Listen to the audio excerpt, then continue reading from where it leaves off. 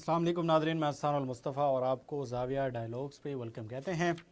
एक मरतबा आपके सामने फिर से हाज़िर पिछले 24 घंटे की खबरों के साथ, और आपको ये बताएंगे कि आने वाले 24 घंटों के अंदर जनाब क्या क्या डेवलपमेंट्स होने वाली हैं मामूल के मुताबिक। सबसे पहले खबरों का काउंटडाउन आपको बताएंगे कि जनाब आज के व्लॉग के अंदर हम आपको ये बताएंगे कि ईरान के मिज़ाइल कैसे अमेरिका को परेशान कर रहे हैं, और अमेरिकी मीडिया इस बात के ऊपर जो है शोर मचा रहा है कि ईरान के जो मिज़ाइल हैं वो कैसे कि हमारी अमेरिकन फोर्सेस को कैसे परेशान कर रहे हैं, इस बारे में डिस्कस करेंगे।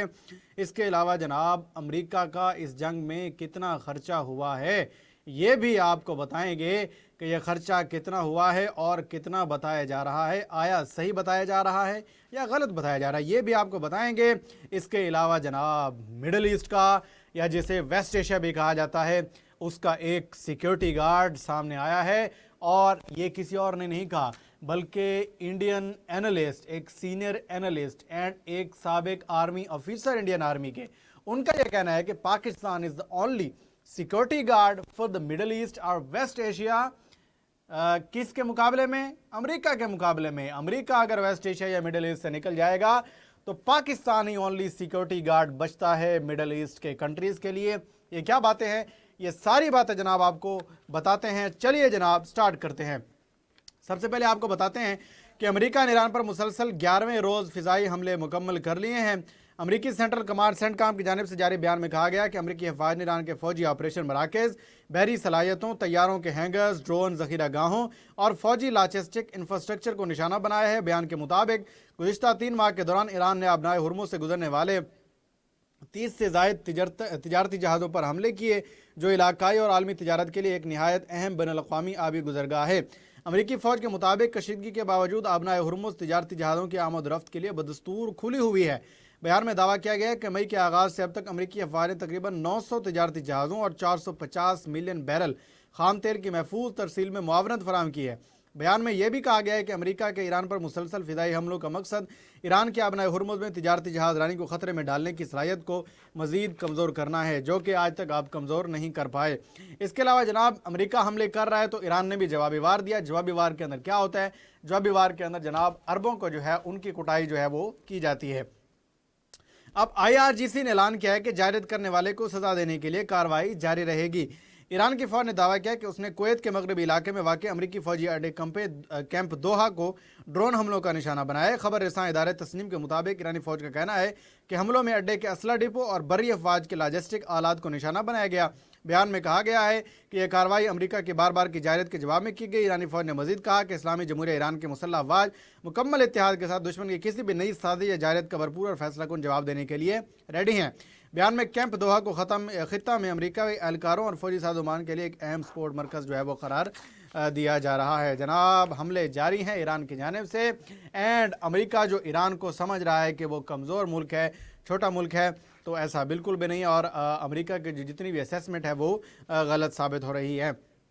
इसके अलावा जनाब ईरान ने अमेरिकी और इसराइली हमलों के बाद अपनी ज़ेर ज़मीन कायम मिज़ाइल की सलाहियत को जुज़वी तौर पर दोबारा बहाल कर लिया है। वैसे ये पहले भी बताया जा रहा था कि वो नीचे से बहाल ही हैं, और कुछ इतनी नीचे हैं कि उनको जनाब मिज़ाइल मार के उनको ख़त्म नहीं किया जा सकता। उनको ख़त्म करने का सिर्फ वाहिद हल है, उनको उठाने का सिर्फ वाहिद हल है कि ज़मीनी अफवाज जो है वो अमेरिका लेकर आए। लेकिन वो ज़मीनी अफवाज लेकर आए तो ज़्यादा कुट पड़ेगी, और वहाँ पर जो है ज़्यादा जो है बॉडी बैग जो है वापस अमेरिका जाएंगे। अमेरिकी अखबार वॉल स्ट्रीट जर्नल ने गुज़िश्ता रोज़ फौजी माहिरीन और सैटेलाइट तस्वीर के हवाले से रिपोर्ट किया है कि ईरान ने जंग के इब्तदाई मरहले में अमेरिकी और इसराइली हमलों से निशाना बनने वाले अपने हथियारों के बुनियादी ढांचे के बाद मिसाइल की सलाहियत के बाद इसे दोबारा बहाल कर लिए हैं। रिपोर्ट के मुताबिक उर्दन में एक फ़िज़ाई अड्डे पर मोहलक हमले के बाद ईरान ने यह जाहिर किया है कि उसके पास अब भी बैलिस्टिक मिसाइलों और ड्रोन्स का एक मौसर ज़ख़ीरा मौजूद है, जो न सिर्फ अमेरिकी अफवाज बल्कि खित्ते में अमेरिका के इत्तेहादियों के लिए भी खतरा है। यह सूरत हाल ऐसे वक्त में सामने आई है जब अमेरिकी सदर डोनाल्ड ट्रंप ने यह दावा कर चुके हैं कि ईरान की फौजी सलाहियत को मुकम्मल तौर पर तबाह कर दिया है।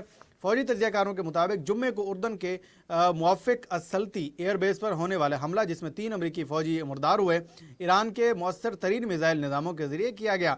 इनमें दरमियानी फासले तक मार करने वाले खैबर शिकन बैलिस्टिक मिसाइल भी शामिल हैं।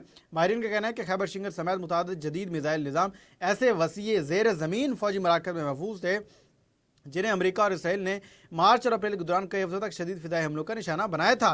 तजियाकारों के मुताबिक इसके बाद ईरान ने इन ज़ेर ज़मीन तनसीबात के दाखिली रास्तों को दोबारा बहाल किया और बाद अड्डों से मिसाइलों की फायरिंग का सिलसिला दोबारा शुरू कर दिया गया। अब ऐसा होता है कि जनाब उन मिसाइलों तक जो है मिसाइल और जितने भी आप वो कहते हैं कि बंकर बस्टर आप मिसाइल चला लें, नीचे जो है काफ़ी नीचे हों, ऊपर पहाड़ी हो तो नीचे तक अंदर जाकर मिसाइलों का पहुंच पाना और वहां जाकर जब मिसाइलों का डिपो हो उसको तबाह करना, ये काफ़ी जो है वो मुश्किल काम है और इट्स नियर अबाउट इम्पॉसिबल, ये इम्पॉसिबल काम है।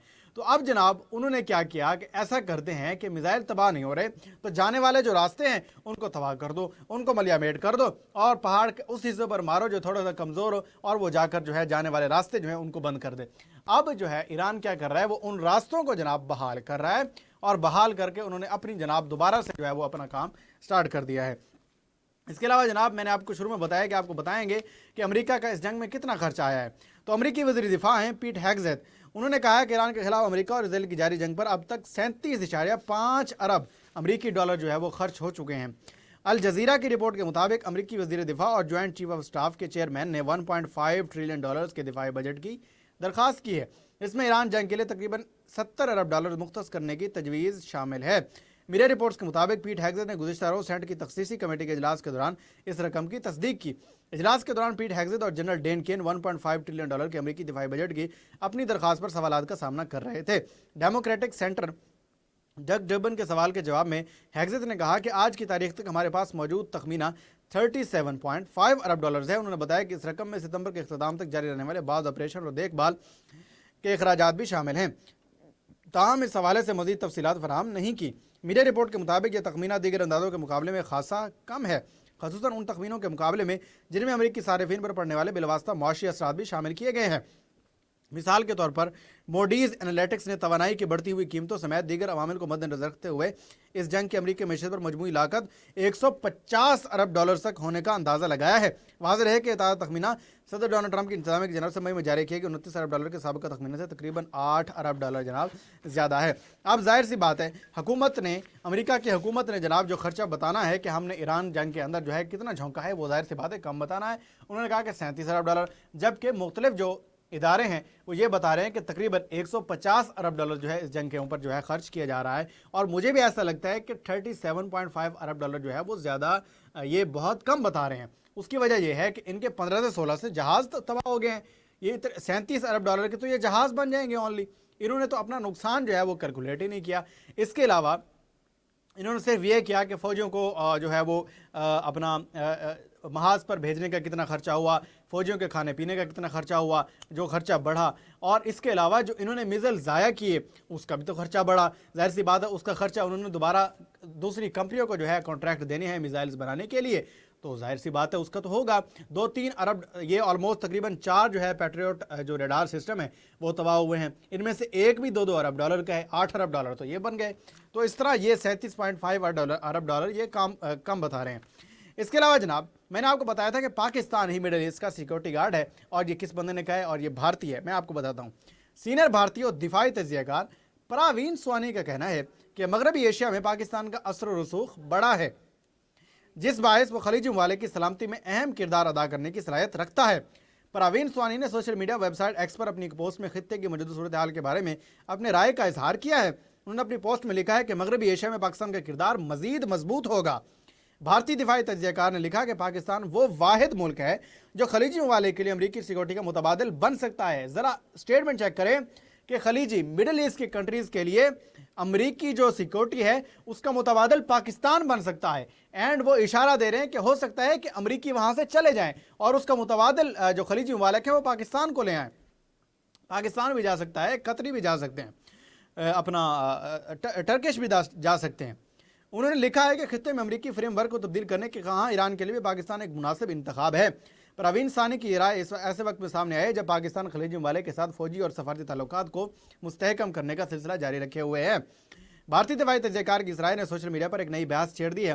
कुछ भारतीय सोशल मीडिया सारिफीन परवीन स्वानी की राय से इतफाक करते नजर आ रहे हैं और दीगर ये सवाल कर रहे हैं कि भारतीय वज़ीर आज़म नरेंद्र मोदी और उनकी हुकूमत खित्ते में ताकत की इस तब्दीली को कब तस्लीम करेगी। कुछ भारतीय सोशल मीडिया सारिफीन ने भारतीय दिफाई तजियाकार को तनकीद का निशाना बनाते हुए उन्हें जाहिर सी बात है गद्दारी ही करार देना है और उन्हें देश द्रोही ही बताना है, और क्या कर सकते हैं वो।